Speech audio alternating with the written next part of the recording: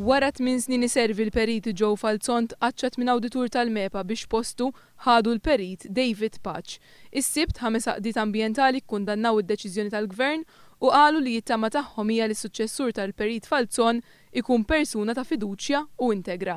Fix-xhur li għaddew l-istess qdiet ambjentali ta' Sikwit wissew lill-periti biex ma jissottomettux applikazzjonijiet illi jmorru kontra l-policies tal-ODZ. Wieħed minn dawn il-periti li ressa applikazzjonijiet biex bini barra ż-żoni tal-iżvilupp jiġi sanzjonat huwa l-perit David Paċ li fil-jiem li għaddew inħatar bħala kummissarju għall-ambjent. Dan l-istazzjon huwa infurmat li waħda mill-applikazzjonijiet li l-Kummissarju l-ġdid tal-Ambjent prova jissanzjona kienet tinkludi residenza fil-limiti tas-Siġġiewi li partijiet minnha imbnew mingħajr permess. L-istess bini li prova jiġi sanzjonat kien jikser qatt ta' policies u d-disinn ma jikkumplimentax mal-bqija tal-ambjent. F'każ ieħor il-perit Paċ talab biex tinbena residenza ġdida f'Marsa Xlokk barra ż-żona tal-iżvilupp. F'applikazzjoni oħra l-istess Kummissarju tal-Ambjent talab lill-MEPA tapprovalu applikazzjoni li l-footprint ta' residenza kienet id-doppju ta' kemm tippermetti l-policy.